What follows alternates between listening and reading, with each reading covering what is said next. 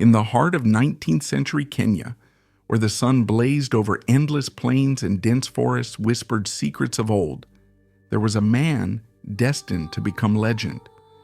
His name was Sir Makina, a temple knight born of a sacred lineage sworn to guard the Rift Valley from an ancient, unspeakable evil.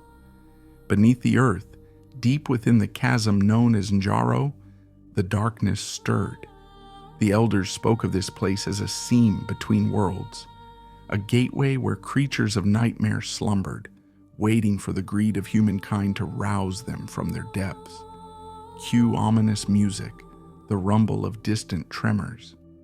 Then, one sweltering evening in 1867, the ground trembled with an unnatural force.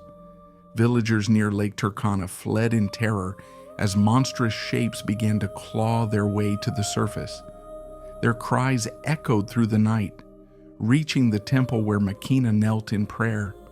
He stood, his eyes aflame with resolve, and grasped his ancestral blade, a weapon etched with runes that shimmered with a faint golden light. The sound of a blade unsheathing cuts through the silence. Makina had trained for this moment his entire life.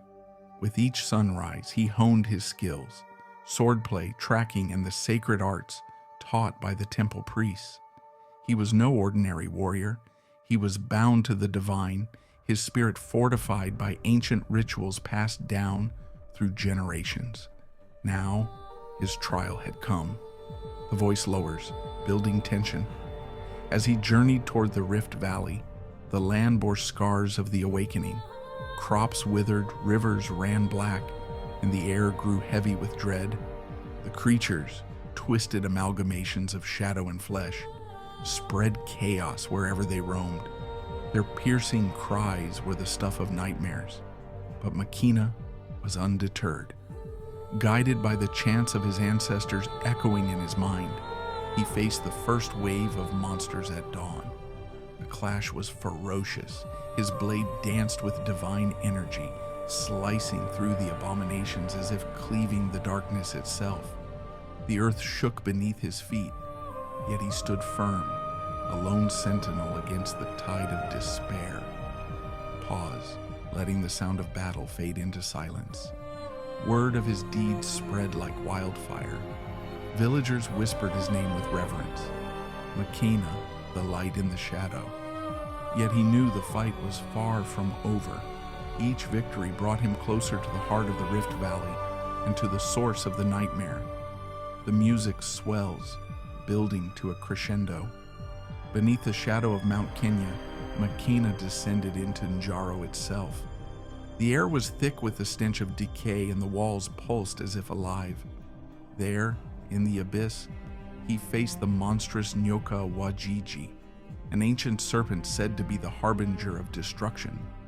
Its body coiled endlessly, its eyes burning like twin suns. The voice grows intense, urgent.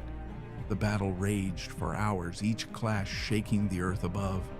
Makina's blade met the serpent's scales, sparks flying with every strike. He chanted the sacred incantations, his voice rising above the creature's deafening roars. Finally, with a decisive strike to its heart, the serpent fell, its massive body crumbling to ash. The music softens, a note of triumph and reflection. Makina emerged from the chasm, battered but victorious. The Rift Valley was safe for now. His deeds would become legend, told for generations as a testament to courage, faith, and the enduring power of light over darkness. Pause, then a deep, resonant closing line. This is the story of Sir Makina, the Temple Knight of Kenya, the guardian who stood when no one else could, and the man who turned the tide against the monsters of the earth. If you want to see awesome videos like this and learn more about Kenyan cultures, click the subscribe button and thanks for watching.